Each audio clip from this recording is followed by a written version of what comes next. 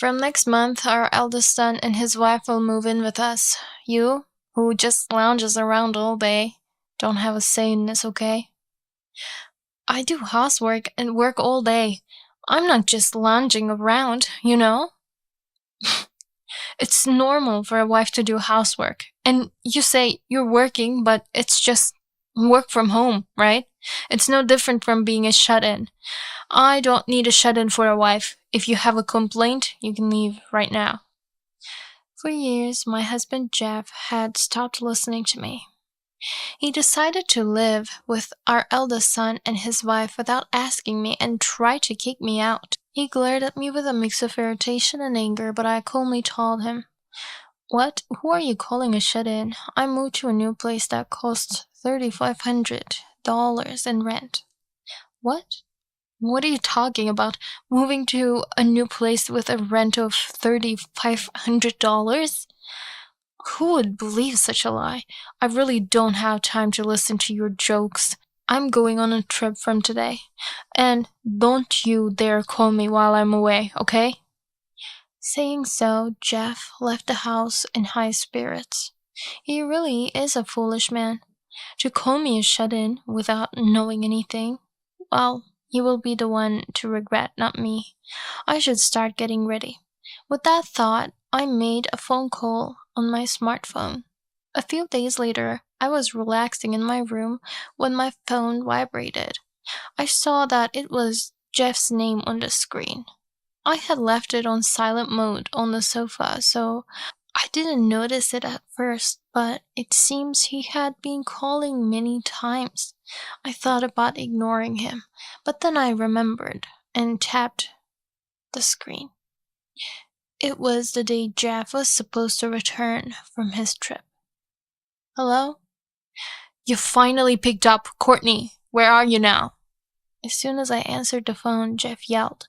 He seemed very distraught. "When I got home, all the furniture and appliances were gone. It must be your doing, right? What did you do while I was on a trip?" "I asked the movers to take them out." "What? Moved out?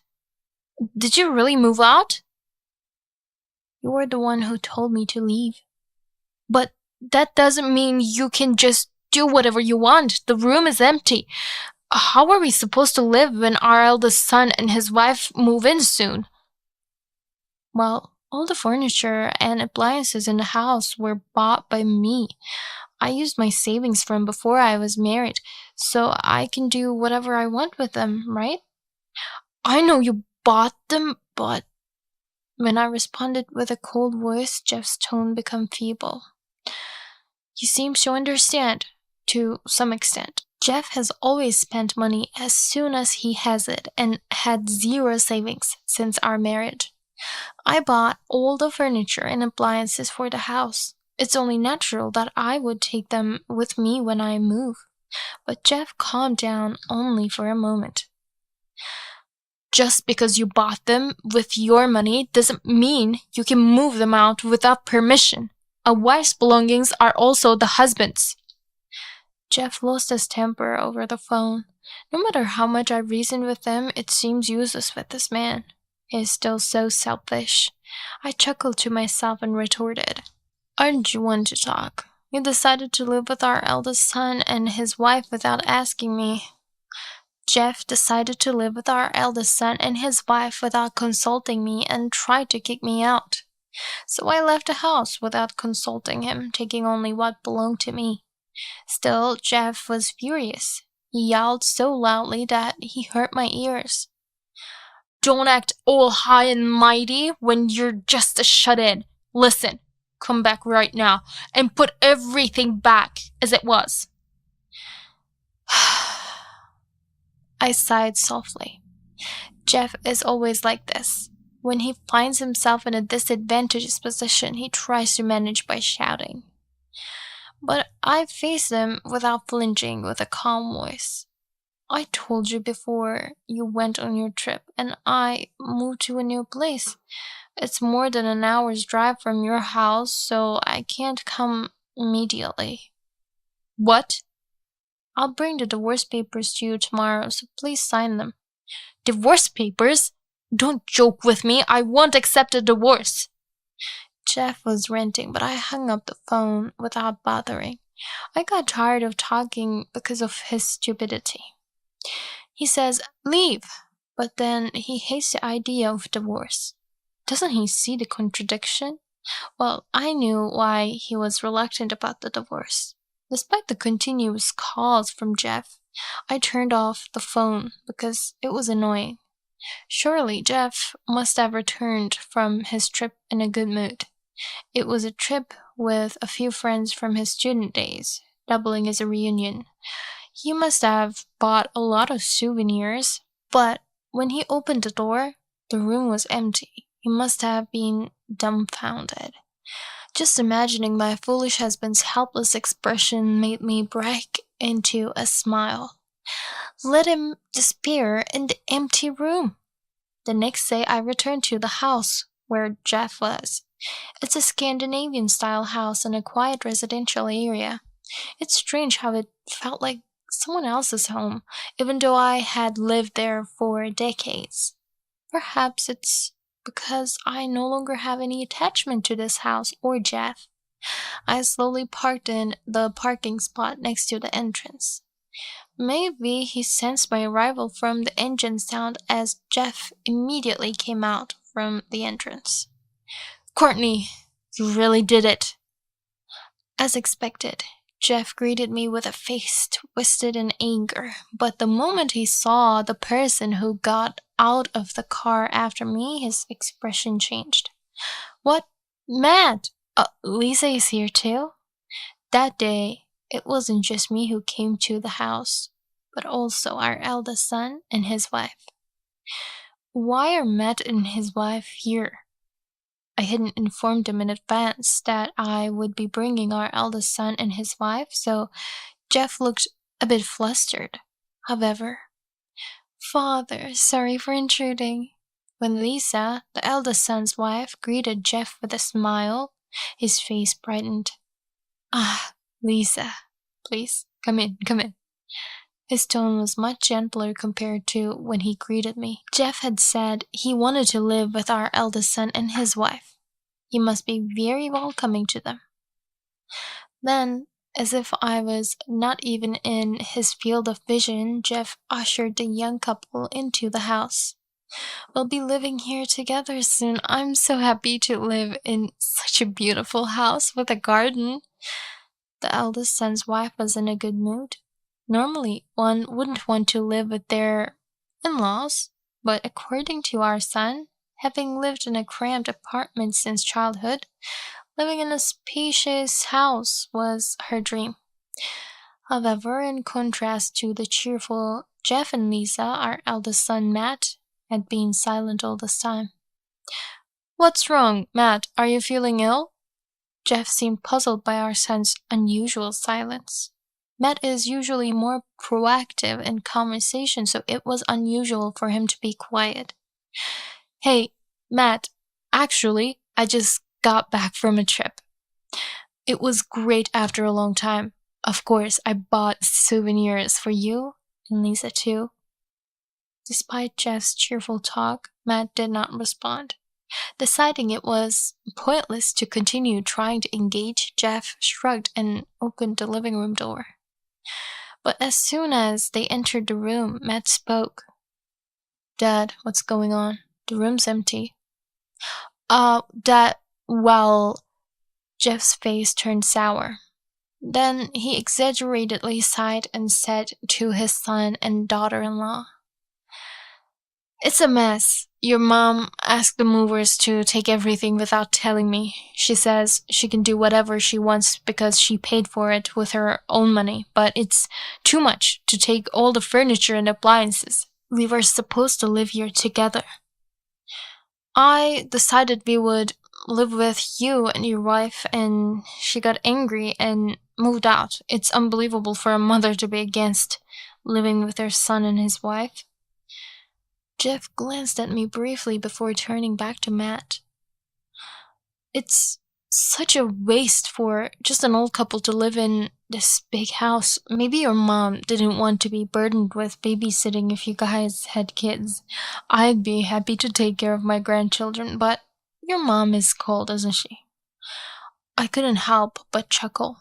He had left all the child raising to me, but he thinks differently when it comes to taking care of grandchildren. But knowing Jeff, he probably forgot that he never had any childbearing experience. He probably wanted to convince Matt that he's a child-loving father, while I'm a selfish mother who doesn't care about her children. Matt, meanwhile, listened to Jeff's rant with an impassive face, not moving a muscle, perhaps frustrated by his son's demeanor. What do you think, Matt? Don't you think your mom is terrible?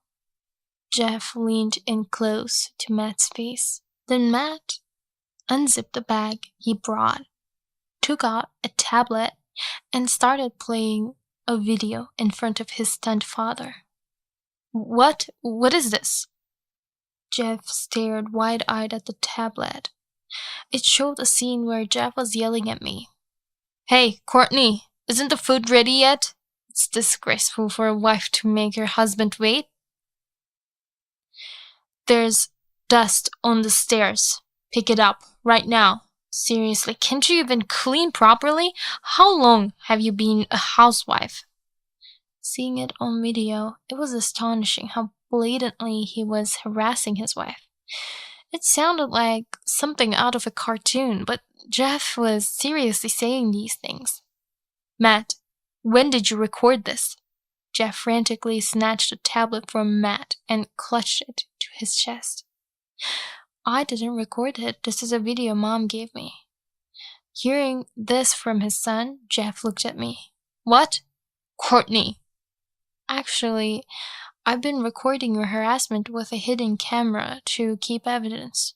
Matt needs to know your true nature too. I smiled and said, So that's why Matt has been silent?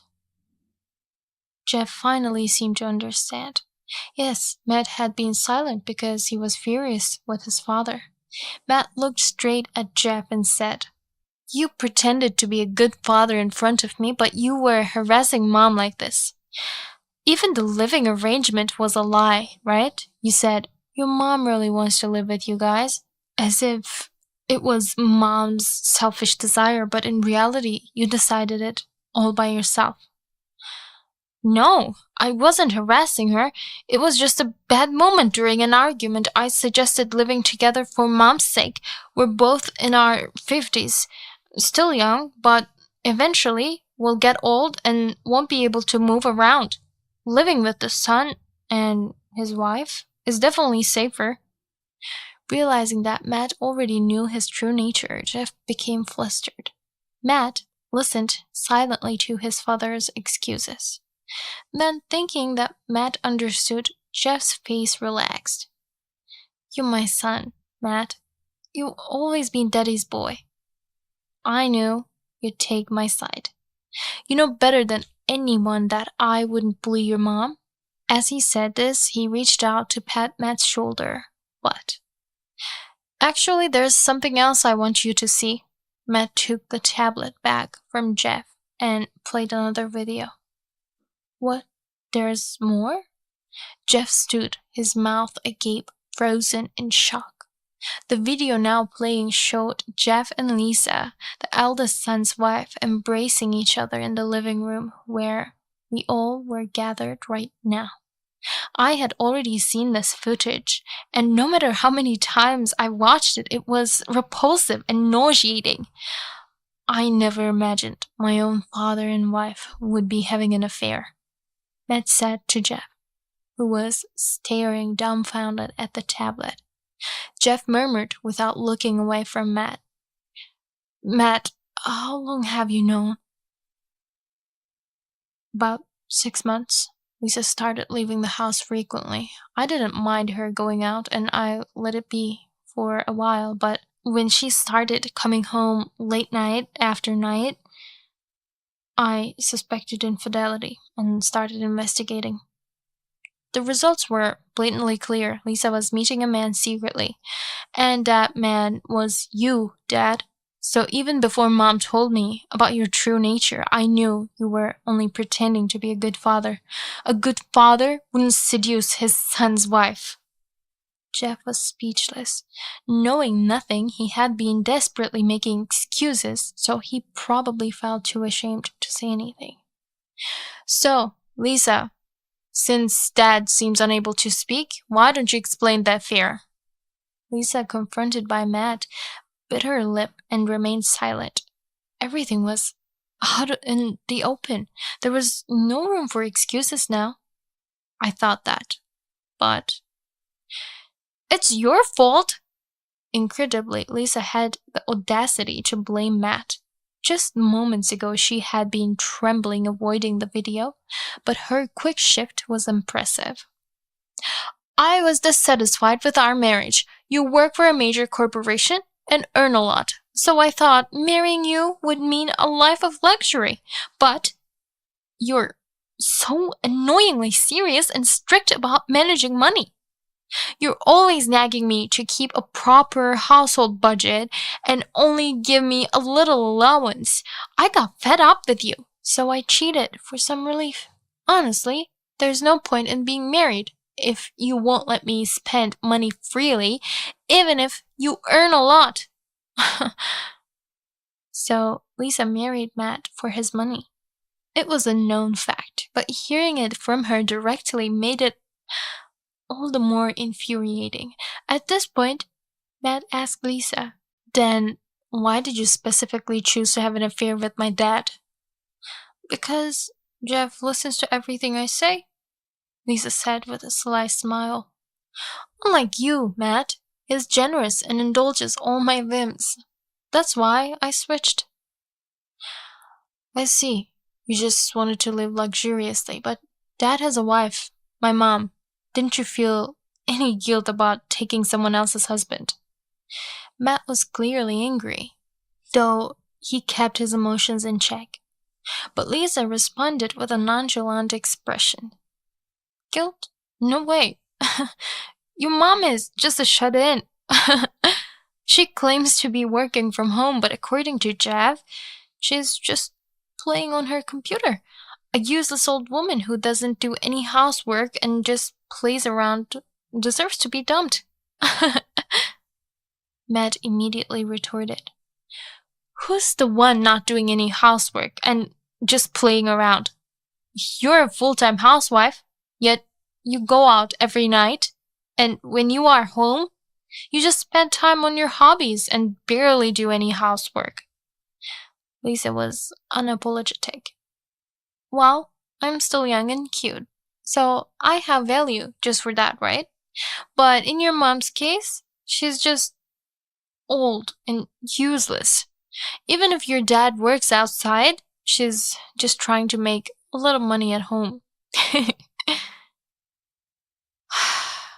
You really don't know anything. Matt was utterly exasperated. Then, picking up the tablet again, he said, Actually, Mom is a web writer, working from home. When she talks about her home-based work, she's referring to her job as a writer. She earns by writing novels and blogs. A writer? Jeff tilted his head, obviously uninterested and unaware of what kind of work his wife had been doing. No way. As if some ordinary old lady could write novels. Lisa seemed incredulous at Matt's words, laughing dismissively. At that moment, Matt showed the tablet screen to both of them. You've seen this writing before, right? Huh? What's that? What? Something your mom wrote? Jeff and Lisa leaned closer to look at the tablet. They both read the text on the screen for a while, but Jeff quickly looked away from the tablet. Never seen that before. Must be some amateur stuff someone wrote for fun. But Lisa was glued to the screen. Then she muttered, looking intently at me. This novel. Could it be? To her, Matt said, It seems like Lisa has realized it. Your hobby was reading romance novels, right? Especially you really liked one author and you said, I forget to eat and sleep when I'm reading her novels. That author you love so much is actually my mom. No way. Lisa's complexion changed. She had been a fan of the novels without knowing that I was the author. I've always greatly admired the author of this novel. I've read many romance novels, but not many people can entertain others like this. But to think that the author was your mom? You know, mom has a lot of fans, right? If she's this famous, you can imagine how much she earns. Aren't you embarrassed to call her a shut-in just because she's at home? I'm so sorry. Suddenly Lisa knelt down and bowed deeply to me. Mother, I didn't know anything. I'm truly sorry. Upon closer inspection, tears were overflowing from her eyes. Having snatched away the husband of someone she deeply admired and scorned her as a shut-in, she must have been intensely regretting her actions. Lisa, the eldest son's wife, repeated apologies like chanting a mantra. Knowing she was a devoted reader of mine, I began to feel somewhat sorry for her. Among the romance novels I've written, there are stories of forbidden love between in-laws or siblings. It's unlikely she got the idea for this affair from my novels, but if they influenced her even slightly, it complicates my feelings. However, I spoke sternly. Aren't you apologizing to the wrong person? Slowly, Lisa raised her head. Her makeup was smeared from the tears, and the heavy eye makeup made her eyes look stark black. Matt is the one who is most hurt by this. I just had Jeff cheat on me, but Matt was betrayed by two family members, his wife and his father. Then Lisa quickly turned towards Matt and, just as she had done to me, bowed deeply. Matt, I'm sorry. I didn't know your mother was a novelist and I cheated with your father. I really respect your mom a lot. I won't belittle her anymore, so please forgive me. But Matt coldly rejected her. Not knowing is no excuse. But the fact that you cheated doesn't change. Even if mom had been just a housewife, you had no right to call her a shut-in. I understand, but Lisa was crying as she clung to Matt. Watching this, Jeff finally seemed to believe me. So, Courtney moving to a new apartment with a rent of $3,500 was true? He asked timidly, glancing at my face. I replied with an exasperated tone. It looks like you finally believe me. I earned that much from my novels and blogs. To you, it probably just looked like I was playing on the computer. I was wrong. I'll take you as my example and change my ways to work seriously. Of course, I'll break up with Lisa. So, could we start over? Please don't talk about divorce. Before I could finish speaking, Jeff was kneeling before me and Matt, trembling as he begged. However, I felt no sympathy. Work seriously, you say? That's laughable. I thought to myself and decided to deliver the final blow by revealing another truth. While you were on your trip, a notice of dismissal arrived. What? He gaped at me, unable to comprehend the situation, but then he yelled, changing color. Dismissal? You're kidding! It's true, I left it here because it's yours. Didn't you notice? I said, standing up and handing him an envelope that had been left on the shoe cabinet. He snatched the envelope from me and tremblingly pulled out the document inside. He looked down at it for a while, then slowly raised his head. Why didn't you say anything? Well, you told me not to call you during your trip. I did say that, but don't take everything I say so literally. He slumped his shoulders in despair. The dismissal notice had arrived the day after he left for his trip. Normally, I would have immediately notified him, but I adhered to his instruction not to contact him, so I kept silent. I was shocked when I read the reason for the dismissal. Apparently, you've been engaging in misconduct at work. It seems it came out through an internal whistleblower, but I find it hard to believe that someone who gets fired for misconduct will change and start working seriously. Then I declared firmly, I will divorce you. You belittle your earning wife as a shut in, cheat with your son's wife, and get fired for misconduct. Staying with a man like you, I can't possibly be happy. I threw the signed divorce papers at him and got up to leave the house when. Wait, Courtney! He grabbed my arm. Looking up at me with a face about to cry, he said, I really regret it.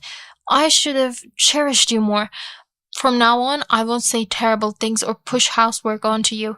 I need you. Please don't leave. Don't abandon me. I coldly replied. What you really need isn't me. It's money, right? Uh, why don't you be honest? You have debts, don't you? Jeff showed a confused expression when I pointed it out directly, but he eventually resigned himself to the truth. Yes, I've run up debts because I've been squandering money on Lisa. I suggested living with the son and his wife partly because I wanted to live with Lisa, but also because I thought I could rely on Matt. While he was technically in a managerial position, I had been the one supporting our family's lifestyle, yet his wallet was always empty before payday, all spent on drinking, gambling, and gifts for his mistress. On top of that, he had accrued debts. In this regard, Matt was meticulous. He managed the finances instead of his spendthrift wife and saved for the future. Jeff insisted on living with the son and his wife because he knew this. His primary motive was money. His talk of taking care of grandchildren was just a facade. For a father, it's embarrassingly pathetic. But then Jeff uttered an unbelievable statement. I really regret what I did to Matt, but it's not just me and Lisa who are to blame. If you had properly explained your work to us, none of this would have happened. Then, looking back and forth between Matt and me, Jeff said, Come on, we're family, right? Let's forget about the past and work together as a family from now on. I promise I won't touch Lisa anymore. Before I could figure out what to say, Matt spoke up first. Dad, that's wrong. What? I can't forgive you, not for what you did to me, but for how you hurt Mom. You betrayed Mom, who has supported us all these years. I don't consider you family anymore, and obviously I won't live with you. With that, Jeff was left speechless and collapsed right there. Lisa also sat down on the floor in a daze. Leaving those two in the room, Matt and I left the house. After that, Jeff kept insisting he wanted to make amends, but I hired a lawyer and successfully finalized the divorce. Naturally, I demanded compensation for emotional distress from both Lisa and Jeff. Jeff had been fired, so his severance pay went entirely to compensation, and now he's barely getting by with part-time jobs. He sold the house we lived in for many years and now lives alone in an old, small apartment. It seems it was Jeff's dream to live a lively life with his son's family, but he never imagined ending up in such a miserable state in his later years. Matt and Lisa also divorced. After the divorce, Lisa hurriedly looked for a job, but with no work experience and a history of living selfishly, he was hardly able to hold down a decent job.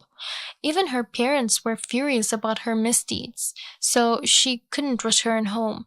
Consequently, Lisa drifted from job to job and now has found herself in an unspeakable profession, literally plummeting through life. Matt, too, was deeply shocked by being betrayed by his wife, remembering his married life became too painful, so he also moved out of the apartment he had shared with Lisa. Therefore, I suggested he stay in my apartment for a while, but he refused, saying, I can't depend on you, Mom. It's honestly lonely since the apartment is too big for one person. However, Matt and I occasionally meet for meals and share updates. Perhaps this distance is just right. As I reflected on my kind-hearted son, I roll up my sleeves and turn to my computer. It would be a waste not to use the ordeal I went through as a material for my work.